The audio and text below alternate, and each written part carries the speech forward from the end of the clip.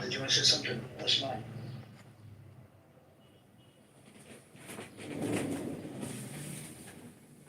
Has there been any more news updates or anything? Can you hear me, Osman? Yes, I'm here.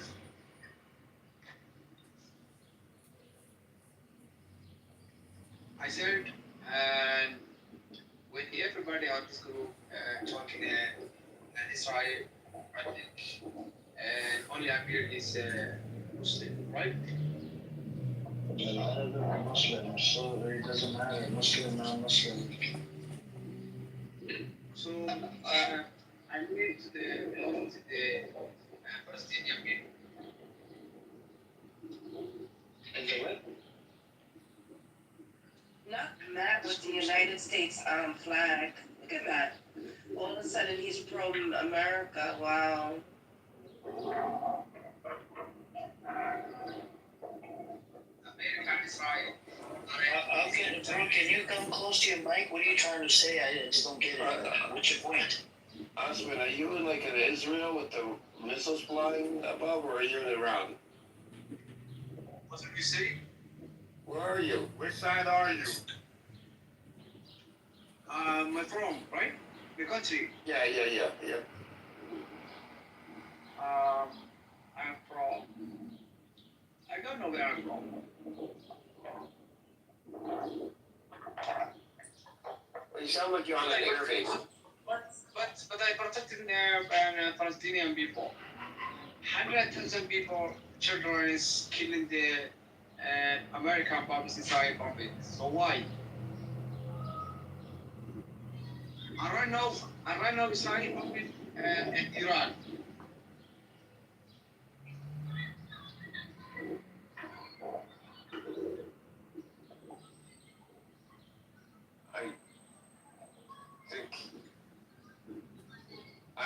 There's something wrong here. I don't know what he's saying, man. I don't know what you're saying. Osman, it's good that you're on mute, man. There's no point. Can see Yofi's having a fucking panic attack. Anyways, the new news that I looked at, the Sky News, it said it's a mainstream media. Osman, can you please mute up? Huh? Thank you, just stay muted. The mainstream media, which was Sky News, it said that Iran is claiming they shot down 2 fighter jets. Yeah. Oh, I don't. We'll have to wait and see. Laughing at his shining Friday. Laughing at other people's misery.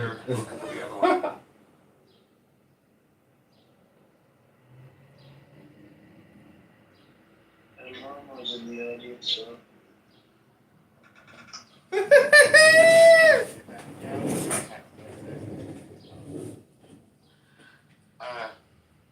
it's pretty much. I think it's pretty much guaranteed. This is why he did it. What's that, Edward? He said he feels like that Netanyahu has done this to stay in power, and I said it's pretty much guaranteed. This is why he's doing this. I could care less how many people die as a result on the Israeli side or the Iranian. It's all about self-interest. Sad.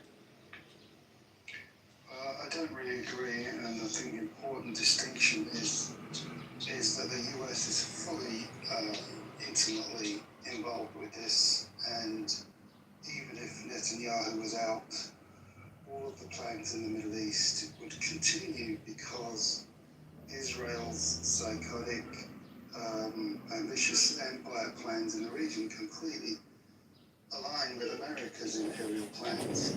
So every operation should be considered as a US-Israeli operation. There's not really any daylight between them. And it's kind of irrelevant. These, I believe, are political theatre when we describe, it's Bibi trying to gain power, it's Trump trying to negotiate. It's all lies, all for the public. The plans are much bigger than that. The US is intimately involved with the British and the French imperial powers as well. This is a grand chessboard, and the individual players on the board are just there for theatre, for the public, to make the speeches and so on. Actual geopolitical policy is much bigger. Your voice is too low, Arrow. Can you come close to your mic? Okay, yeah, I'm happy to explain the larger plans, and the larger plans are, as typically with all geopolitical struggles, you'll have power blocks, and the West is obviously one power block, China is another power block, Russia is its own weird, awkward power block that's trying to work with both sides, and the Middle East has traditionally been a hot spot for geopolitical power because of its resources, its wealth, and vital to major trade routes through the Suez Canal, and on the other side, the Iran side, the Strait of Hormuz, both of which are vital for shipping as well as, more important, oil.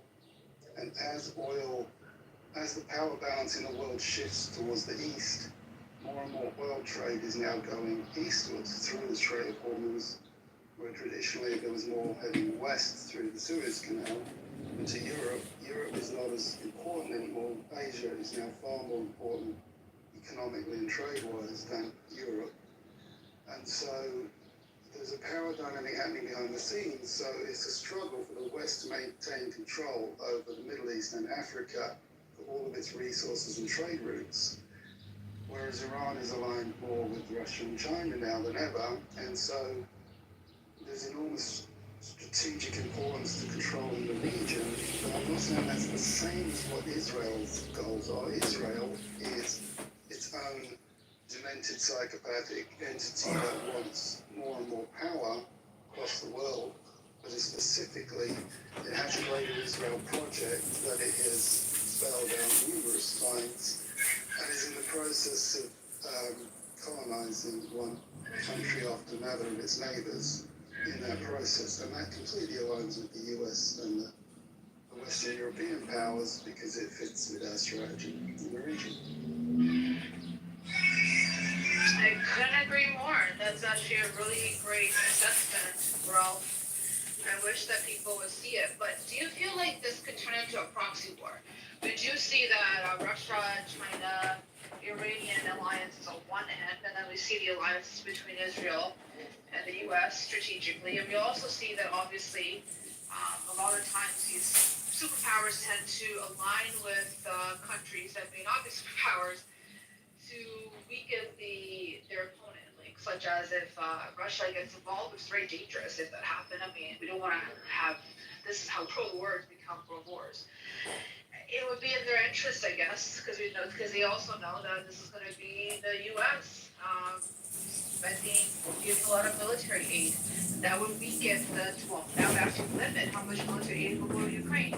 Because yes, the U.S. is a military-industrial complex in play, but they don't have a limitless amount of weaponry. Do you think we could get there? That could happen? Or they would try to use it as proxies? I believe it already is effectively a proxy war, but it's a slow burn proxy war. The different levels of hot or cold war relate to the previous wars, including the Cold War. And so you have high level intensity wars like World War II or perhaps Vietnam, but you have low intensity conflicts as well. And the Middle East has been a perpetual slow burn, low intensity conflict that represents the opposing powers behind the scenes. I think personally that will continue. I don't think Russia or China is willing to get directly involved in an actual major war taking place in Iran. I think they're going to leave it to Iran to fend for themselves for the most part. I believe they are already providing military, technology and financial support behind the scenes, but I don't think they're going to step in significantly. Russia previously had told the West Syria was a kind of a Stalingrad, but that was maybe a decade ago. When Israel took over Syria last year, Russia literally didn't lift a finger, they just let it happen. to do anything. And so the map has changed a bit. Even though the power dynamic is shifting towards China, Russia is not enough of a military superpower to challenge the US directly. That's why it can handle a proxy war in Ukraine as a low burn, prolonged war of attrition, but it can't go head to head with the US in a direct battle. Which I agree with, but can I just add this little assertion here? Of course, it's not going to be this obvious. It's going to be very behind the scenes. Like, I believe China is the number one customer for the oil that Iran produces. So they have their best interests there. I know that from what news reports have said, 2 days or day before Israel's heinous attack on Iran, China had met with them, and they have already provided military equipment, and so has Russia. I mean, it may even just be showmanship. Even the first time that Israel acted in the way that they did by threatening Iran's sovereignty, we saw a lot of, it may be for show, but it's enough to send a signal where there's Russian planes going back and forth with Tehran and sending some sort of weaponry, and they've been doing it for a long time, even before this. I do get it. You can't really go head to head with the USA, but you can use other countries to do it. So I think the slow burn might actually kind of come to a head now. It may actually get severely worse, and it may not be as low. Well, I think it will get worse no matter what in the immediate short term. Not from neither side, I think it's going to be terrible for all sides initially, and I'm not relishing it whatsoever. I think it's going to be awful. And also there's a weird kind of time pressure as well that I think I can't be bothered to go into it, but there's another ticking clock behind the scenes that kicks in towards the end of the year. And so what do you mean by that? Sorry, if you don't mind. Try it out.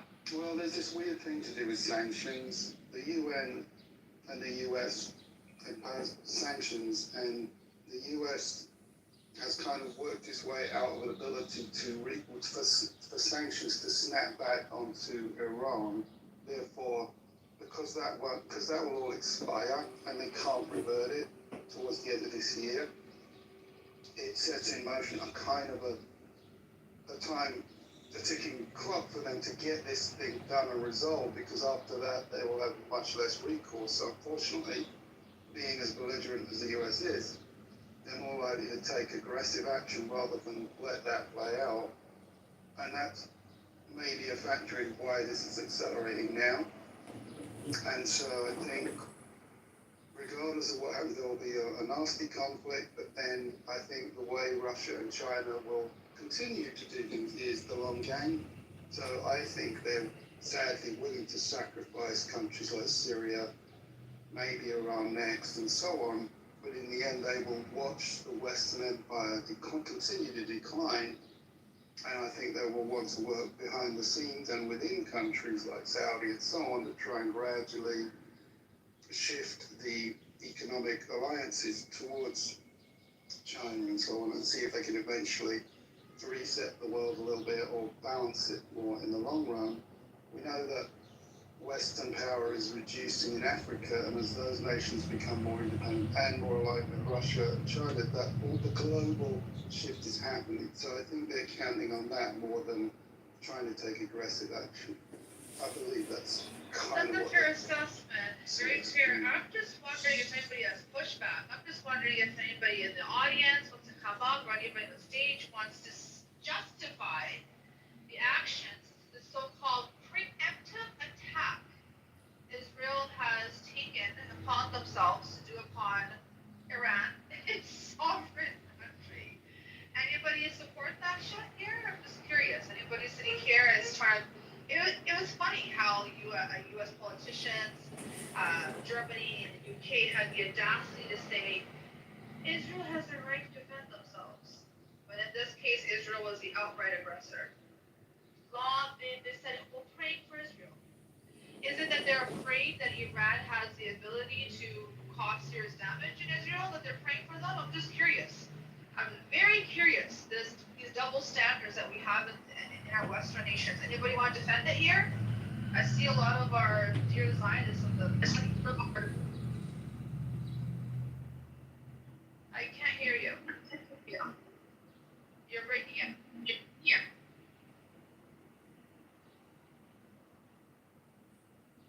Maybe are you speaking?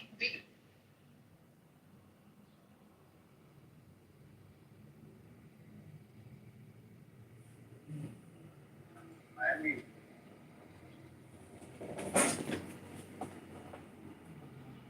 what's up, Brandon?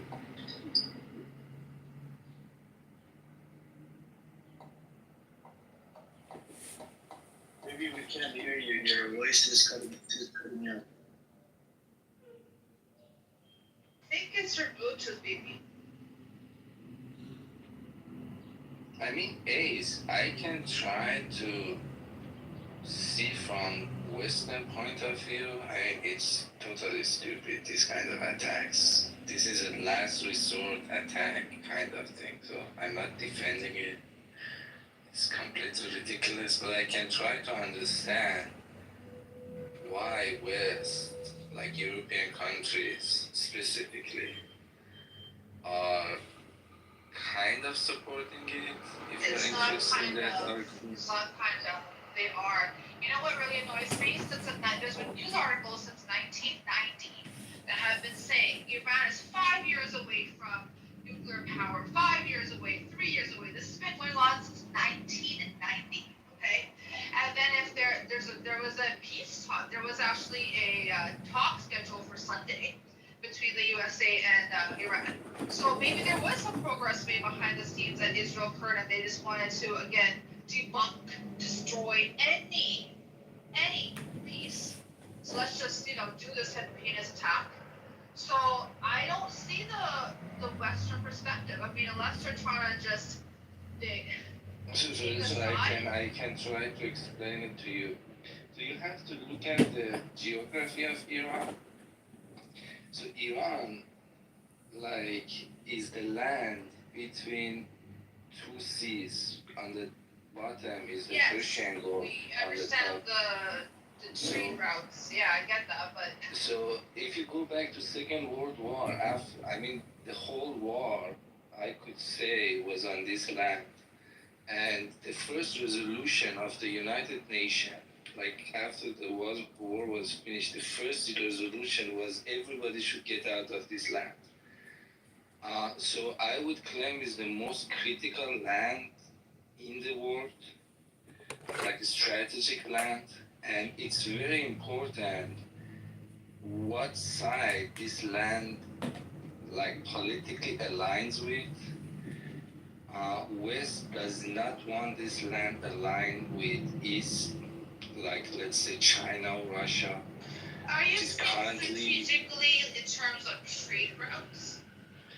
I'm here. Somebody's recording right now and streaming this. I know, it's the same person. We just Trade routes. guys, we need to report him every single time he does it as a group to Clubhouse. Yeah, I'm working on that. That's why I'm not saying much. Do you know what the house name is? It says Amir Terms It's Sean Kitover, Kitover. Yeah, he's already on the. But here as mods, we need to block the account. Can you guys put the account in here? Because if the mods block him as an account, kicked out of the video. We're gonna go crazy. The account. One is Can you put it in the chat? I think I did already. Hold on. Oh. Let's see what this says. It's comedian Republican. But he opened up a house called Amir Terrorist Supporters. Did you see the house name? It's about to get done. YouTube and everywhere else. Sometimes you gotta let people fuck around and find out. For real. He's been warned. He's even got other profiles going in and out of the room. Screenshot them and take down the account numbers. He's gonna be broke.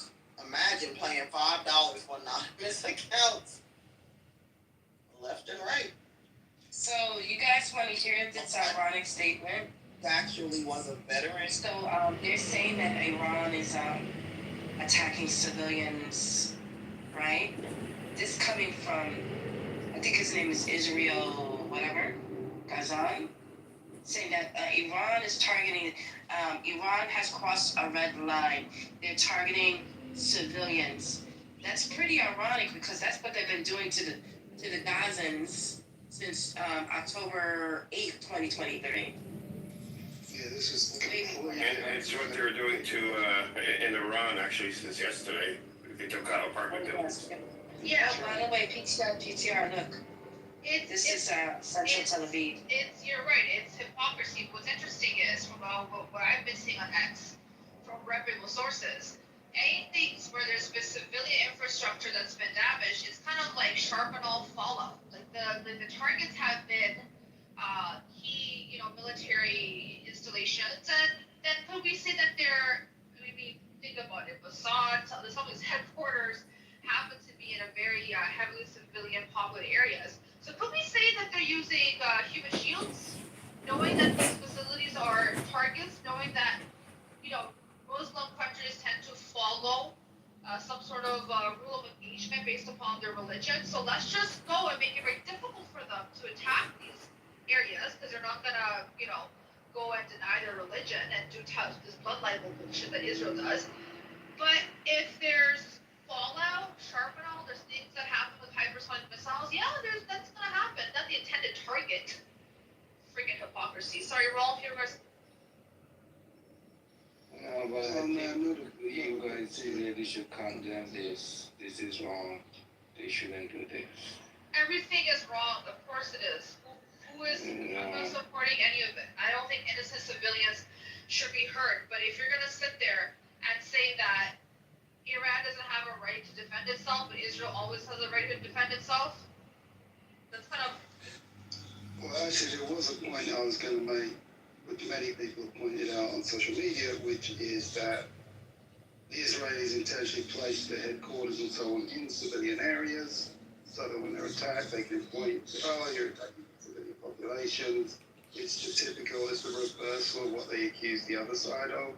They always accuse Hamas and human shields, blah, blah, blah. But of course, that's exactly what they do themselves.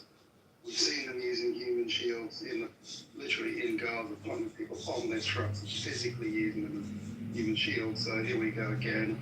It's the same hypocrisy, and of course the media never points out that hypocrisy is happy to go along with this narrative. And this was all part of the script. It was going to be in the script from day one, and here we go.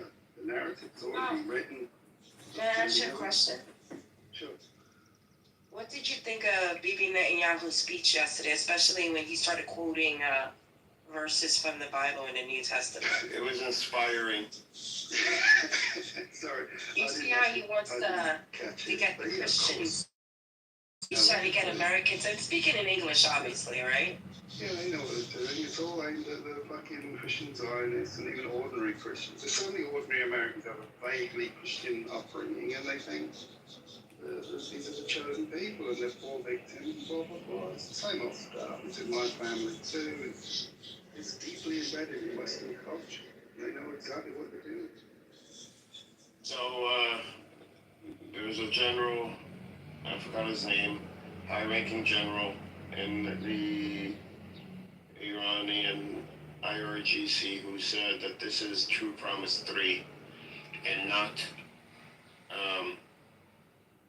not the retaliation for what's happened, what Israel has done so far. So they're and I think they're doing this for two reasons. One is Article 51. So they have a legal right to respond to what happened back in last October. So they're using that and then holding on to the next Article 51. It's kind of like get out of jail free card to attack another country. And two, it also, like Israel doesn't know. No one knows when the actual major strike from Iran would come, if it would come at all. So it puts Israel on the defensive and keeps them there. And which is exactly what they did in two Proverbs 1 and 2. It took them a couple of weeks before they actually hit or sent out the missiles. And they're doing the same thing here, except it's a little differently, a little twist to it. They're sending out missiles in smaller amounts, but in waves, and they're calling it True Promise 3 instead of, instead of in response to what happened, so that they can escalate to what happened whenever they want. And it's just a way to, I guess, to control the narrative and control the escalation, which is how Iran has always done things. It's funny, Turkey, this idiot made a rule, a house called Military Supporters. One of the clips even has your name on it. That's my name? Why my name? Why am I the one that's blocked? It says documenting Amir terrorist supporters. That's one house. That's one room under that house. And second room that he did, it was about 6 minutes long. Amir, Edward, terrorist supporters, hate speech. And then the third room he did, terrorist sympathizer, Muslim extremists, Amir. And then the fourth room, unknown recordings, terrorist and hate speech. And then the fifth one, documenting hate speech and terrorist supporters. Yeah, he's triggered. He is triggered. Are we sure this is not El Norma? No, Norm doesn't know how to, he's not that sophisticated. Norm himself is trying to, is saying that he wants to go back to Israel to fight with the idea. This man needs to With a cane? That's a crafted old man. You know what? He needs to sit several seats down. Yeah, let him. He's gonna throw his dentures, that's all. I was gonna say, Hamas would knock his dentures out of his mouth. His afro is going to be a big target. He's been pulling an AR-15 and just trip and fall, hit his bump his head, and that's it. Won't even make it. I don't know if Medicare covers him though in Gaza. I don't know if they'll cover him. Oh man, you should see. If I go into the rooms, you know what they are saying? They are right now saying this is a rebel from inside. So they are begging Iranian inside Iran to help them. They are really Yeah, he said that. He made that.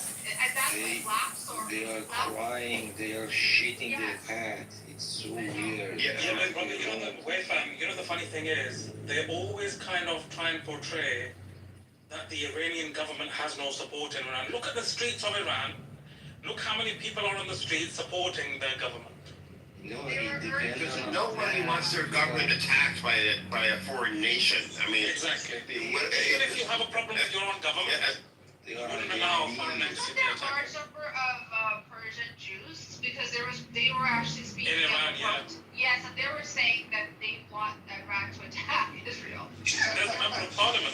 That's hilarious. Yeah, but did you guys hear? I'm not sure if you guys would hear that dumbass Nathan was trying to play a bit of I guess BB's little live broadcast, and I heard a bit of it. Again, the whole idea of this, we're not coming to attack. We love the Iranian people. We're not coming to attack you. You guys need to rise up against the regime. Yeah, like saviors. You're bombing the land that I live on. You're not coming to hurt me. So they actually, do you know what they're banking on? They're banking on there to be so much civil unrest that the government gets overthrown internally. Something like the whole Syria situation. But that's Just not tried gonna it many happen. times.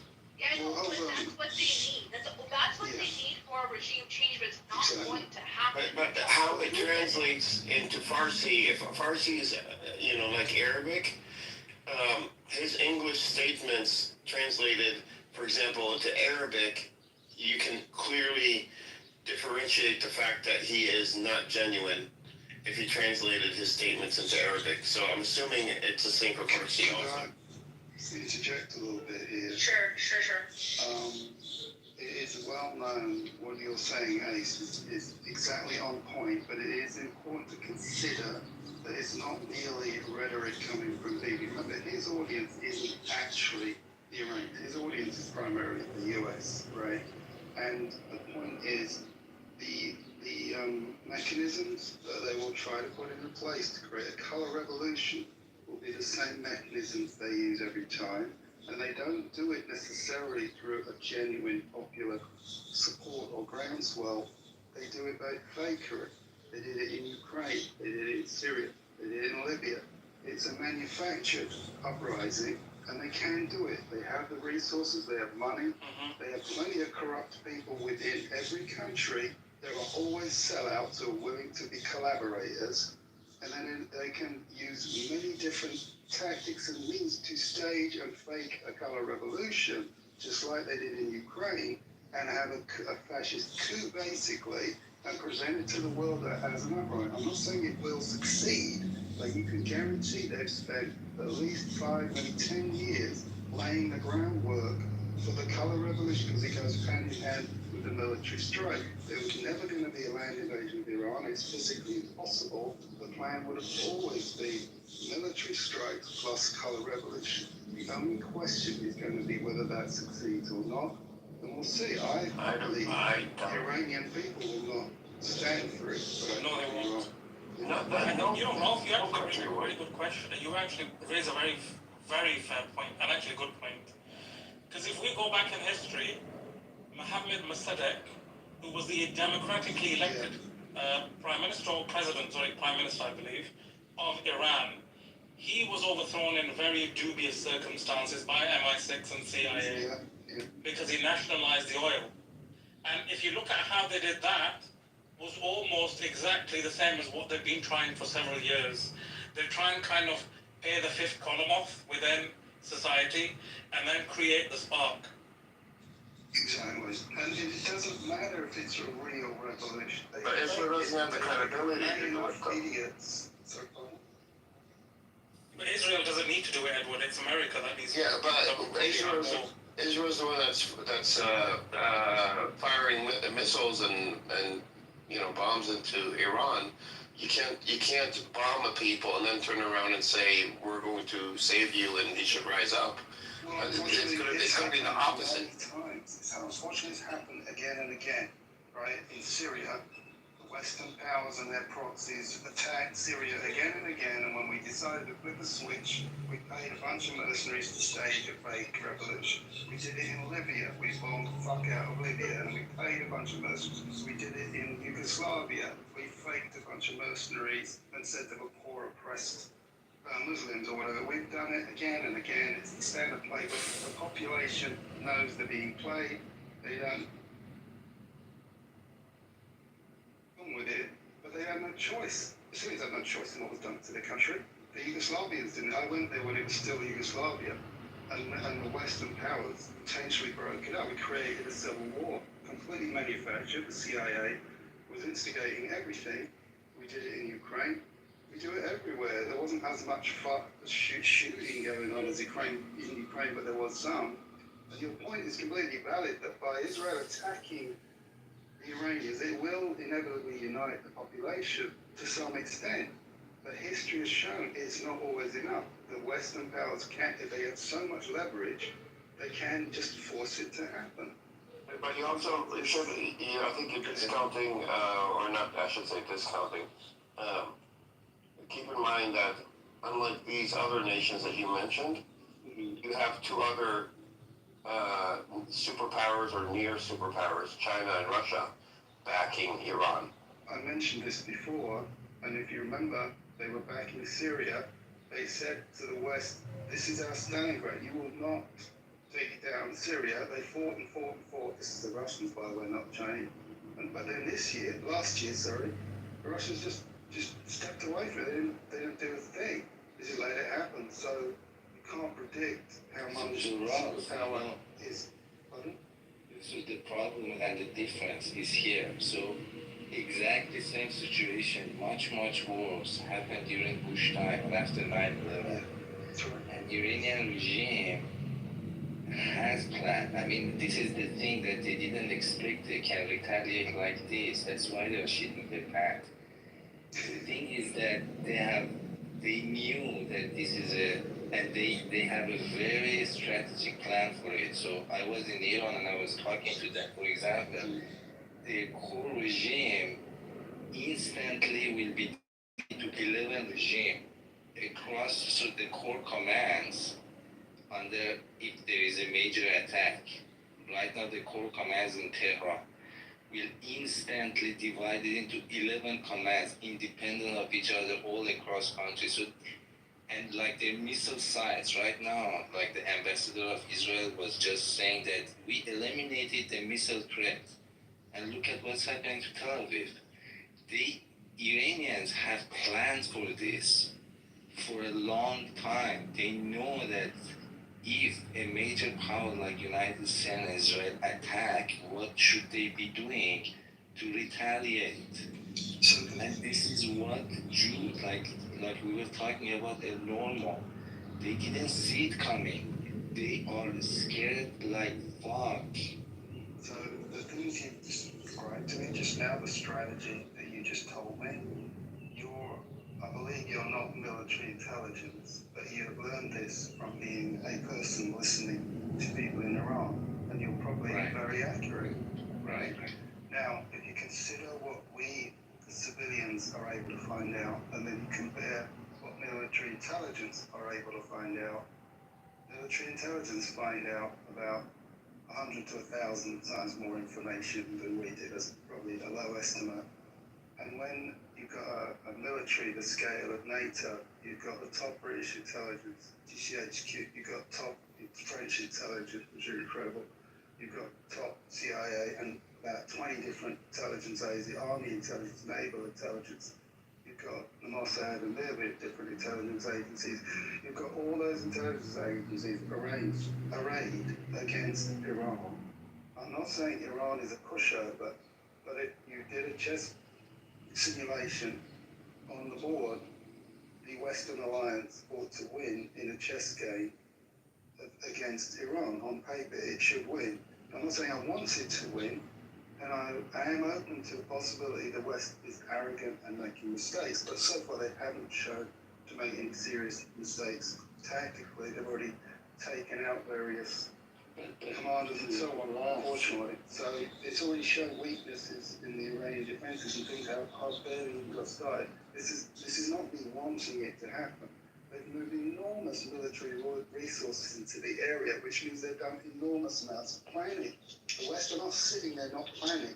They're planning and counter-planning and running computer simulations and wargaming the fuck out of it, predicting every possible Iranian move and what they would do to counter it. This is the whole problem that West does not want to understand. It has been over and over. You do not know area. You do not know these people. People in Middle East, they don't play chess. They play backgammon. I'm not sure Look, I'm using this chess as an analogy. No, has all of this satellite information. They have enormous You data. cannot buy Muslims by money. There is no way to buy Muslims by money. So how It doesn't work the way it was because they tried. weren't Muslims, I guess, right? Exactly. This is what we are trying to tell them. You don't know the area. Okay, Iran is not monolithically Muslim or Islamic, correct? The area, Middle East, is 100% Muslim. I mean, 99.999998. Iran is 95% Muslim. It's 95%. Okay, well that's a statistic I can hear. If you say 100%, it's not realistic. No, I'm just trying to say you don't know area. Stay out of it. I'm not the one who has to know. No. The military experts are the ones who have to know, and it's their job. And they spend billions on this shit. So their And they chances are lose. extremely They high. lost in Afghanistan. They lost in Iran. They lost in Afghanistan. It's how you define lost. They never had any How do you political define military lost? objective. Right? They didn't have a proper military objective. It was all politically driven. Taliban Al-Qaeda. They didn't. That's a narrative. That is a superficial narrative to justify geostrategic aims that they have, including the drug trade. Taliban is a smoke, but it's a story. The fact that we fucking funded the Taliban and we support terrorist groups proves it's not the real agenda. That is a story. Terrorists have made up stories to justify the larger actions that we do. When we fund Al Qaeda, it's not because we're trying to take down Al Qaeda, it's because we need an agenda, we need an excuse to go into the next country. Every country we want to invade, we invade terrorists. Did lose in Afghanistan or didn't lose? What's your take on this? I think Well, it what was chess the game whole was- operation. It murdered people unnecessarily. It achieved more or less nothing, but it had its strategic goals. What was with its that? imperial ambitions. So what was the strategy goal? Was it achieved? It would have been partially achieved initially because the initial goal way back when was to take down the Soviet Union, and unfortunately it was instrumental in that, and then the goals shifted. So that region has always been strategically important. The British used to send our troops up there into the Khyber No, Pass. I mean There are US certain key attack on areas. Afghanistan. US attack on Afghanistan. Yeah, NATO the attack US on has what the same. achieved the goal. The US has the same imperial goals as the British. We're aligned with the US Anglo-US empire, and we are aiming to control the world. We want to be the dominant hegemon, and so every part of the world has different strategic values. And the Khyber Pass, Afghanistan, that region is of strategic value because it's a linchpin between East and West. Even Pakistan has strategic value. Iran has enormous strategic value. The Levant has strategic value. The tip of the Horn of Africa has enormous strategic value. It's the only place in the world where there's one Chinese base because this shows how important it is for trade. All of these agendas that the imperial powers have are way complex to do with economics, trade, power, influence, politics, national borders. They're not to do with, oh, there's some bad guys over here, let's see who wins and stupid little soldier fight. That's fucking irrelevant. There are massive schemes in place, and those schemes change. So when you see some empire dragging out a war in a stupid way for 20 years, it doesn't mean they're dumb or they're thick. It means their strategy changed over time, and now no longer becomes of vital importance as the landscape shifts. This is complex shit. So I don't get it. Did they lose or they not lost? It's irrelevant, but the West still runs the world, so technically they Not can't because they Afghanistan. still are the dominant power, unfortunately. I know, but not Afghanistan, not Iraq. Iran is running Iraq Afghanistan. is a fucking mess. Iraq has no power or autonomy, anything. It's a vassal state, sadly. You just gotta remember that Israel attacked Iran because Western media is gonna make it seem like Israel's the victim, and they're not. They attacked first. That's what I'm gonna say. I totally agree. No, the point that I'm trying to make is that United States and the West attack Afghanistan. They attack Iraq to do exactly what you're saying, to make a color change, and they failed. They, with all their chess games, they failed. And I don't know how you are trying to justify they didn't fail. It's so obvious they failed.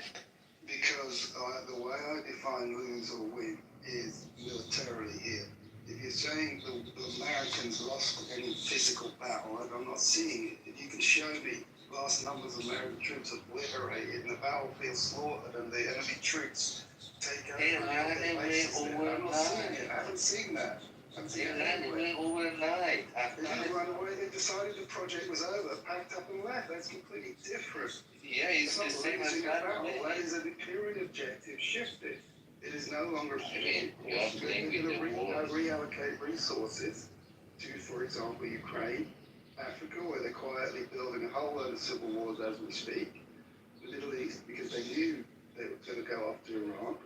These are plans that they shift resources around all the time. Ross, There's no they point in ran spending away forever in overnight. Afghanistan. You are saying a strategic retreat. It's the same. They ran You can call it a retreat. If you want to thump your chest, say you won, you jump on a hill and say retreat, fine. As long as that empire goes, it had better things to do. If aliens came tomorrow, destroyed us all, wiped out everything we ever had, stayed there for 20 years, and then they get bored and leave, we can jump up and down as cavemen and say, we won, we beat them, they left. We can say that we won. They don't give a fuck. We've got the next planet to colonize.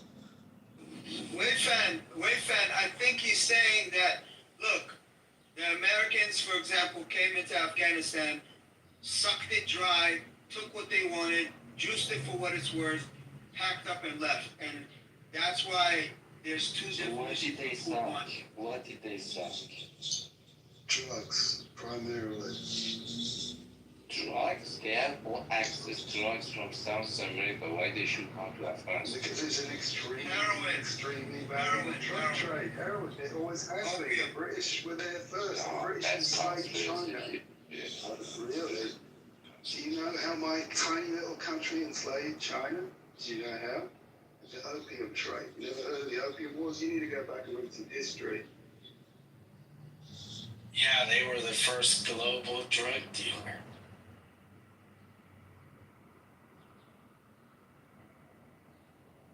They came to Afghanistan because of this strategic place, and they wanted to get Afghanistan, Iraq, and Iran. This was that guy. What was his Iran?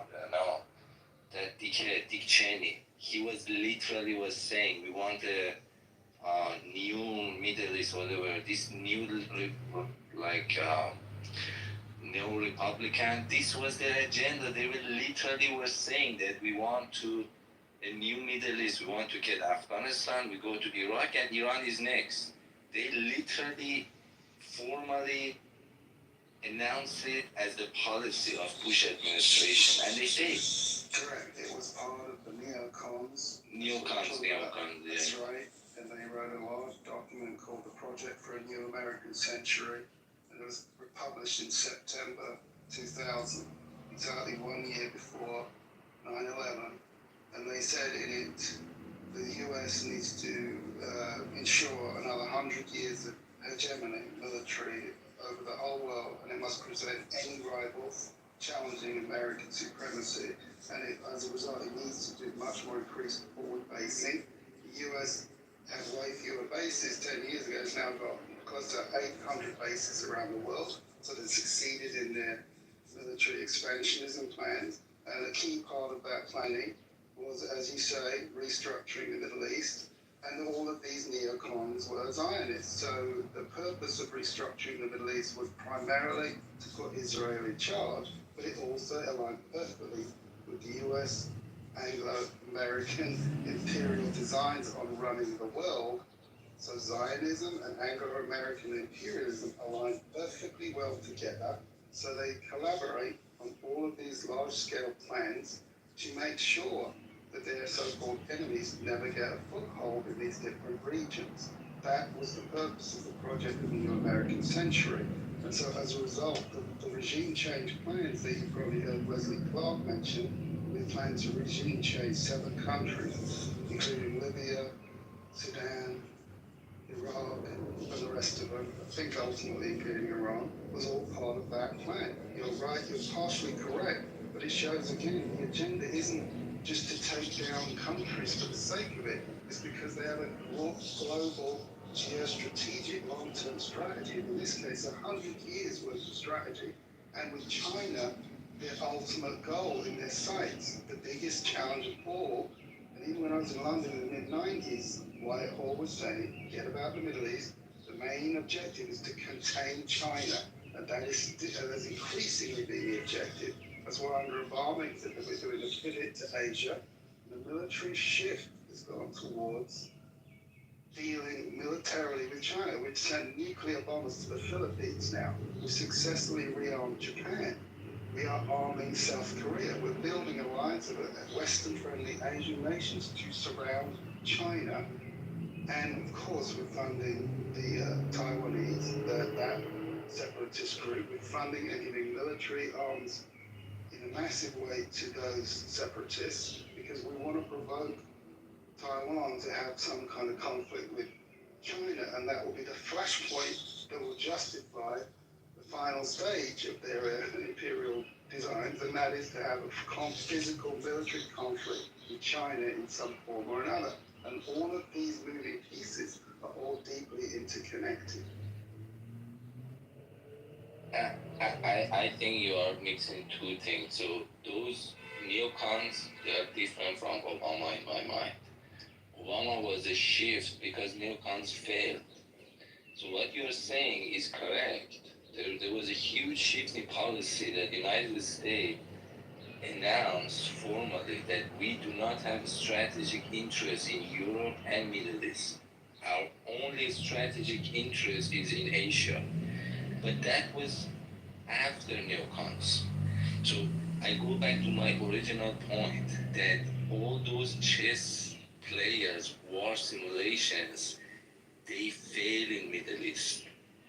And they have failed in neocons time, and right now they will fail again. And that's why you see enormous shitting his pants. That's the point I'm trying to make. Well, a couple of things. One, these grand designs, as I keep repeating, are much bigger than any political individual or faction. The neocons were a political, ideological faction who pushed hard on this one particular agenda. But they weren't just a little island on their own who suddenly took over the entire Western Empire.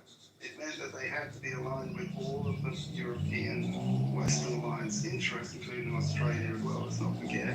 They all have a long-term agenda, and we all participated and collaborated in the entire 20-year war on terror. And the neocons are only part of that story, and the neocons haven't gone away.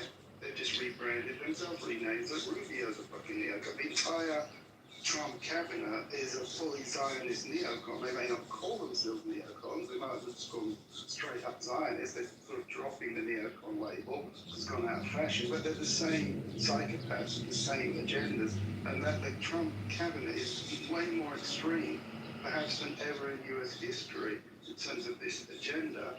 Obama was just yet another puppet, just there to say nice things. But clearly everything he said was in line with the long-term agenda of the US empire. His first cabinet, probably, but this cabinet, no. This cabinet is bunch of reality show. You're wrong. Who's neocon I in this disagree with cabinet? you. I disagree with you, actually. I was going to say you're right and you're wrong.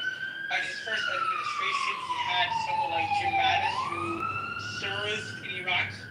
He fired Jim Mattis, and then he brought in someone like Mark Esper, who served in the first Iraq war as a soldier. Jim Mattis did serve as a general, and he also served as a general in Afghanistan. Mark Esper was also head of Heritage Foundation, which is a neocon political think tank. He also had Mike Pompeo. I believe he had what's that guy named? I forgot his name. John Bolton. Yeah, John Bolton. He had John Bolton. He had so many, but like even Obama had a lot of, like, I would say, some neocon administration or neoliberals. Joe Biden was one of them. Anthony Blinken, Hillary Clinton. What was it?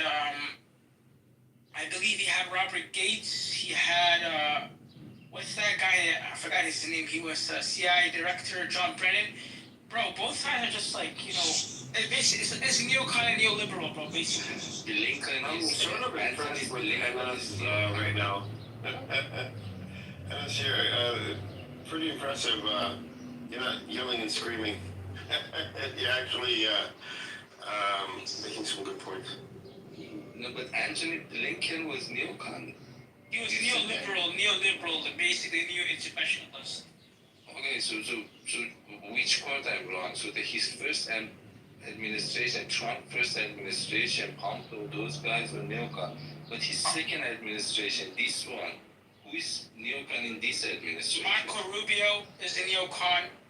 Pete Hegseth, neocon. He served in Iraq. We also have someone like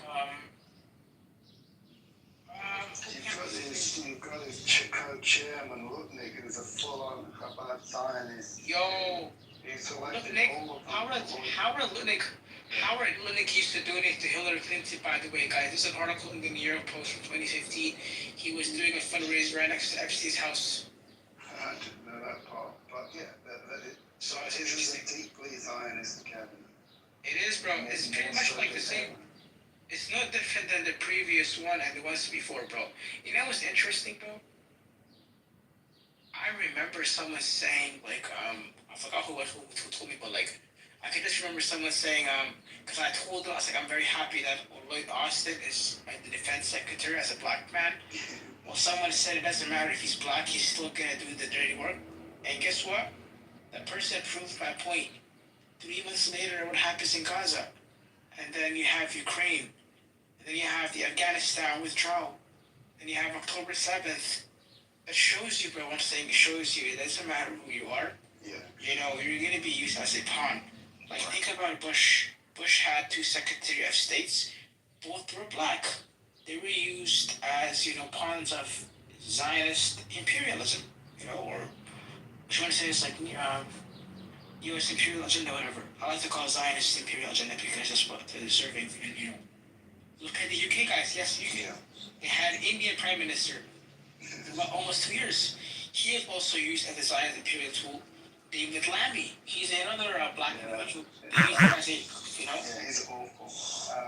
Barack Obama. I'm not By the way, real quick on Sunak, his wife, I believe his wife or indirectly worked with a corporation that was involved in Israeli intelligence directly. So they were deeply connected. And the Zionist connections in the UK are getting deeper and deeper now, but with each sort of successive generation. It's kind of insane. Yeah, well, I'm gonna tell you a story, by the way. So, when I was a kid, I used to be a fan of Barack Obama, and I'm gonna tell you honestly, straight up, only because he was a black man. It was after I moved to this country from Canada that I started doing research, that I started to figure out the guy was actually, look at what he did in the debate of what I did too. Look at what he did. He was basically, he was no different than these individuals, bro. So, you know. Mm-hmm. Yeah, no, I mean, I started to fall for the Obama hype for a little bit, but then I quickly fell through it. I saw through it pretty quickly, though. Yeah, bro, facts. Especially when I realized Kissinger sort of brought him out. I was like, okay, here we go.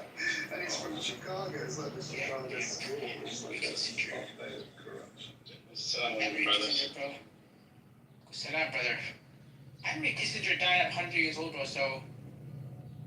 He died at 100 years old. Isn't that interesting? Only the good die young. He probably drank a lot of blood of kids. Probably from hate. And I believe that they don't have to believe, brothers, in the agenda to serve, as long as they're available and submit. Yeah, exactly. That's all I mean, yeah. that's just a bunch of servers, and whoever is more zealot in serving, forget the attitude. They'll just go with that one, and it looks like they have a nice pool of available politicians that have sold the soul not long ago. Absolutely. Because I actually voted for Obama. I think I received voting rights because I'm a naturalized U.S. citizen. I'm from Albania. So I voted for Obama, and the things he promised, and pretty much he pointed out every negative thing that the Bush administration had done, and he flip-flopped 180 on every single issue that he brought up as a negative. You know, Guantanamo, gay marriage, all this stuff. He's like, I'm against that. Oh yeah, we're gonna get rid of Guantanamo Bay. Dude, nothing. And the first thing he does is just he signs to power. Pretty much every president has to re-sign the Patriot Act because it's not law, so to speak. And they always have to renew that abomination of human rights violations. So the moment they resign that, it tells you right there and then what kind of presidents they are, because the Patriot Act pretty much enables them to violate habeas corpus. You know, pretty much they can arrest you, detain you without charging you, label you as a terrorist, and that's it. You're done. You're middle of the night. Your parents can ask for you. It don't matter. You know, it's like they have the legal authority to detain you without charging you and drop you somewhere in Guantanamo Bay. So technically, they can go after enemies of the state, so to speak, that make them operate. This is a police state at this point. Exactly. Regardless what happened out, Afghanistan, Iraq, whatever the agendas, you might say, oh, they failed. We don't know what their true agendas are. You know what I mean? They don't go there to invade the country per se and hold it out. We're winning. In the end, I think they got what they wanted, which is a police state, which helps maintain the status quo. They have a legal authority to go after anybody that makes the wave. It's about prolonging this cancerous abomination of this power. As long as Allah builds it, like God says, that's it. What's up with you, Earl, and everybody else on our bed? I want to ask maybe a couple, it might be funny, it might come off as funny. Do you think if you were to, what if every politician had to wear like a lie detector in public, so we know which one is lying, which one's not lying? What do you guys think about that? You're hilarious. I think that would be good, right, Pearl? Absolutely. My wife said there should be a thing where everybody's head turns green when you lie. Yeah, but they're all liars. The True, that detector doesn't would be really going know. off the whole time. Good point. It wouldn't even be specific. Like you'd have too much data to run through. I mean, it relates to that. I mean, let's say what if the U.S. and Mexico merged? Listen, you don't have to have them wear a lie detector test. You have access to it. You know how? If they wear an Apple Watch and you can monitor their heart rate, that is the lie detector test. That's part of it. And your heart rate speeds up. So, it's one way. So, You could just tap into their iPhone. if the U.S. and Mexico merged into one country, who gets to make the tacos legal? Who's going to be making the tacos? Still them. Alright. Amir, Yes. I don't know if you remember, brother, back in 2020, Trump didn't want to get involved in Iran. I just hope, and I pray. Today's Friday. I just hope he doesn't roll wallahi, bro. I don't want to experience roll wallahi because I'm still in school. I'm working. I want to do something with my life. I just hope. Brother, you're not going to be serving in the military, don't worry. Okay? Alhamdulillah, I know. I am going to invoke my religious card. I'm going to invoke my religious card. The religious card. Where are you?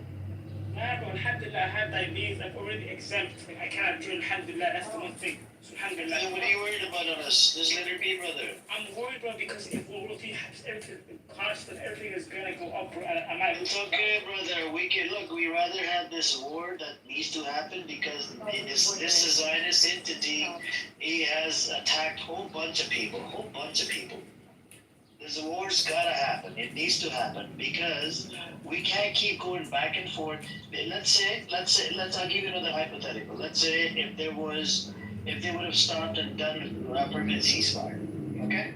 It would still be under threat because it's still under occupation. You would see another genocide. Just hold on a moment. What business does Israel have attacking a sovereign nation like Iran when they're in the middle of a war and they can't get rid of the guys in flip-flops? On their own turf, they're actively engaging in a war outside. I don't understand the reasoning. Netanyahu wants to stay in power, that's why. Because otherwise he's going to be locked up in jail. If he stops all the wars, takes his ID back, he's going to be locked up. There's about 3 corruption charges on him. There's more charges coming around, and he's a war criminal, according to the ICC. So he's scared. He's shit scared. And this is why the way he's running the show, it's always got to be at war. Always got to kill or oppress or do something.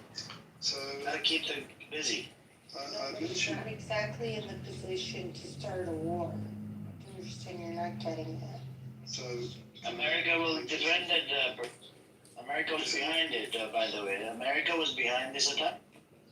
Amir is 100% correct regarding Netanyahu not wanting to step out of office because he'll be there's the ICC put out an international arrest warrant in last November for him as a war criminal, Putin as well. for just staying active to avoid arrest and not to mention the corruption charges that he alluded to as well. Netanyahu is scum.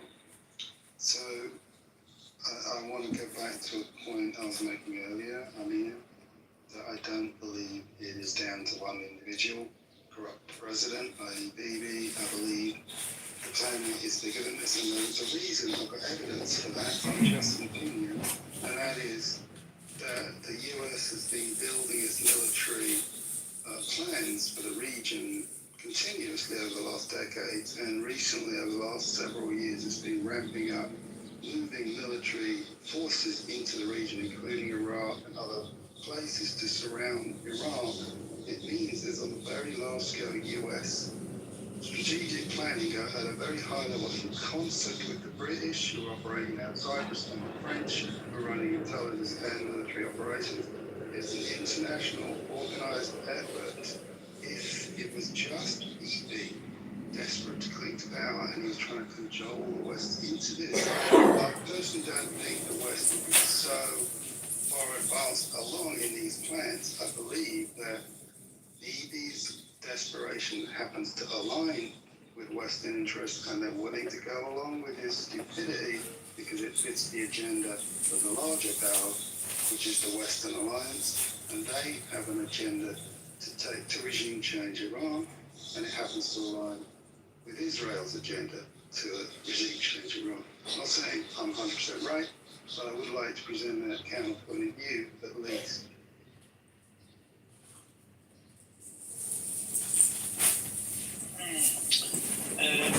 We have Edward is back. What's up, Edward? Any updates, Amir? So, Edward, I had a question for you. Do you think if we can have like every politician to wear like a lie detector in public, do you think that'd be a best idea moving forward? What do you think about that? No, since they're the ones that voted new laws, I highly doubt they'll vote in a law like that, or vote on a bill like that to make it a law. I think we need to have Trump invited and, rule But I'll tell you what, though. I'll tell you what. With the way smart glasses are going, and AI could pick up,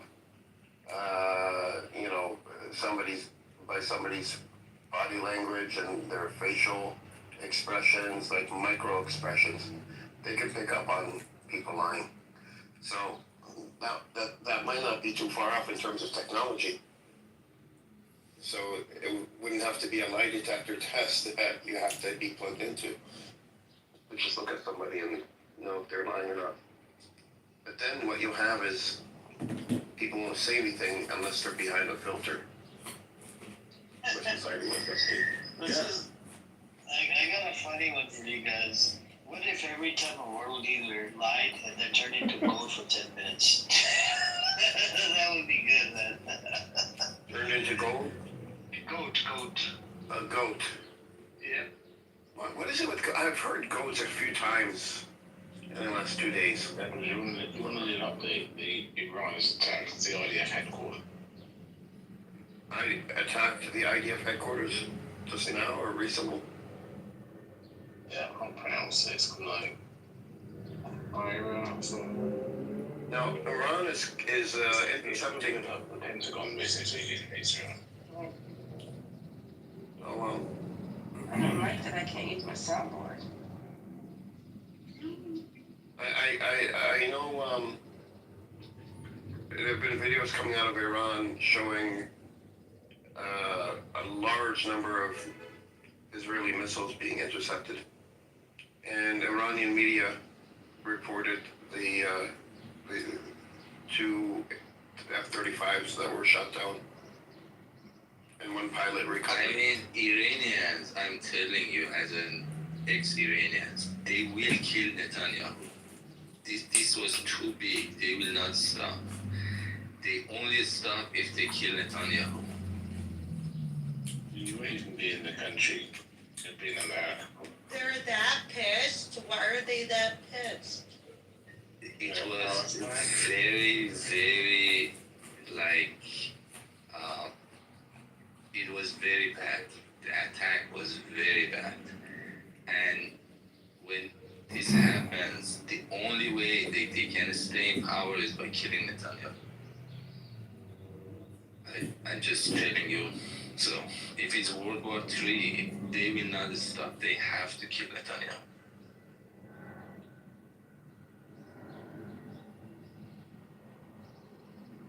The attack was really, really bad. Yeah. I'm hearing air raid sirens in New York, man. Are you sure they're not tornado sirens?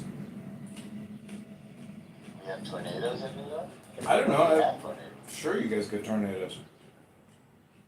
I want to ask in another room. I'm over with the Israelis too. Thank you for sharing the fun with me. Yeah, I mean, you know, they know my name, they know everything, and they're just like, they know. It's very funny playing these mind games with them. Because it's. What BTR should I use on my anonymous account? Oh, wait. Get rid of this guy Bone first. I don't know who it is. Well, just if you're anonymous, they can't see. Oh, you mean like the emoji? What should I use? Yeah. It doesn't matter. Just do the glasses if you want to go in there anonymously. But I mean, Okay. it's the same shit. And what's interesting is they counter anonymous me now. Like they're coming in anonymously in accounts. It's like I'm kicking everybody out of every room I have. And the only way to listen in on what I'm live streaming is to get an anonymous account. This is like next level communication warfare. It's a fun, crazy game. Very slowly, very methodically. And Netanyahu is a bunker. Right now, the news is that he's a bunker and nobody knows which bunker he is. They are hiding him. The first 24 hours he was in an airplane, and now they put him in a bunker. You won't see him anymore. He's like, Maybe not, bro. Netanyahu came out to the Iranian people and he was like, he tried to beat them to stand up against their government because he's fucking shitting his pants. CNN was saying he's in a bunker, so. How can you, as a little country with a very limited missile capability, go up against a massive nation with huge amounts of missile resources that they've been stockpiling for many, many years? I just don't understand. Like, how do you? What is the logic in this? Like, Has anyone read The Art of War, ancient Chinese book about war fighting? Well, anyway, if you haven't, there's a chapter called The Wound, and it's the precursor to what modern people often call a false flag. The wound in military tactics is you allow the enemy to attack you and do a significant amount of damage. So it's not just some staged fake terror attack, this is a military attack. You allow it to happen because your agenda is to justify a much bigger military retaliation. And it's a classic military tactic called the wound. To me, that's exactly what this looks like. It's a calculated provocation to receive significant damage from the Iranians with the intent that the US is massively, again, with the British, with the French, all the other allies, to go to war on their behalf against Iran. I wish that was not the case. Can you say that Iran is doing the same thing? That's not It appears to be the case. No, Can you say that Iran is doing the same thing? Hold on one at a time. I'll like Teddy to respond. They came out earlier and said that it took around 8 hours to recover a attack alongside coordinated attacks by Mossad agents within Iran. And if you look at some of the photos, they are controlled detonations. That's why Israel and Iran had no defense system, basically, because they had a massive attack from within. And there's no difference.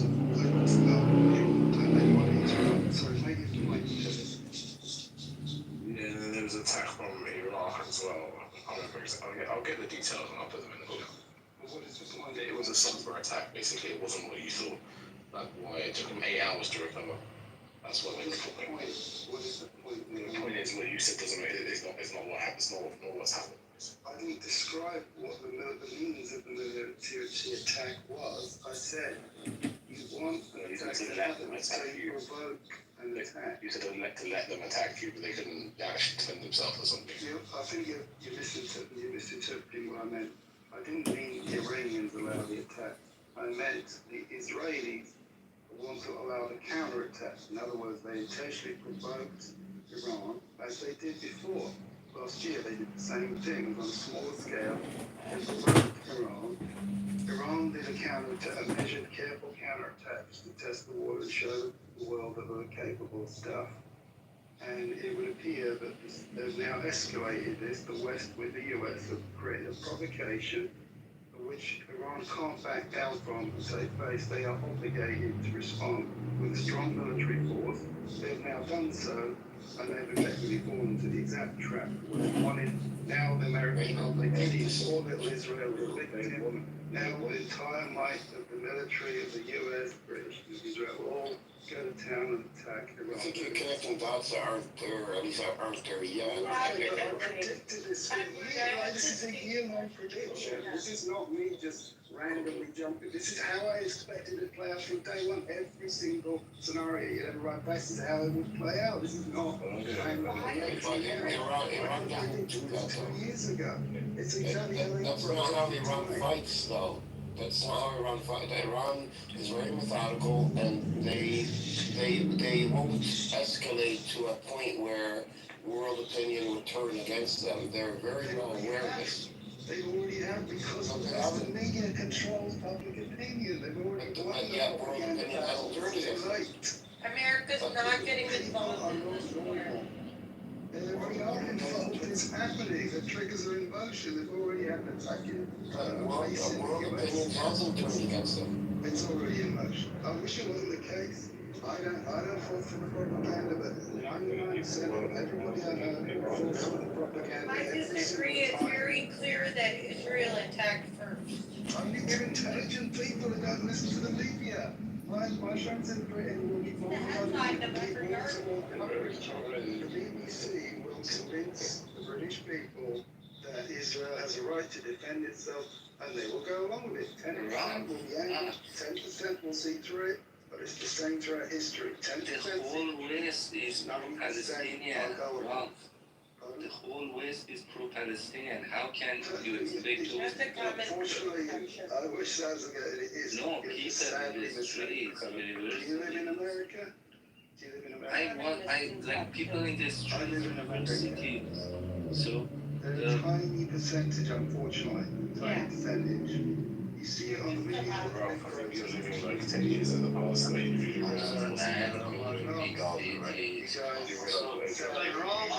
What is the claim you're making in relation to this attack? Me? Yeah, what's the claim you're making? That Iran? Everyone's gonna support you. Say it again. So Iran was the first one to attack. Is that the claim you're making? Wow, are you having a hard time hearing me? I mean, can you? But I was actually. Claiming that world opinion is going to say Israel has a right to defend it. He said that everyone's going to forget what Israel's done to the Palestinians, and everyone's going to be like. Oh yeah, the reason. Look. There is what he's saying. The reason why, because the way some of these people, the PR campaign that they do is the proxies. The proxies. You know what I'm saying? Okay, look, I'm only going to repeat this a bit more.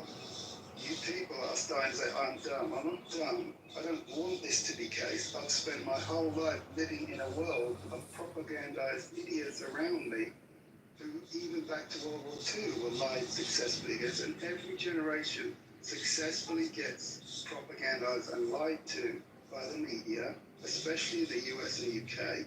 And they're extremely gullible people.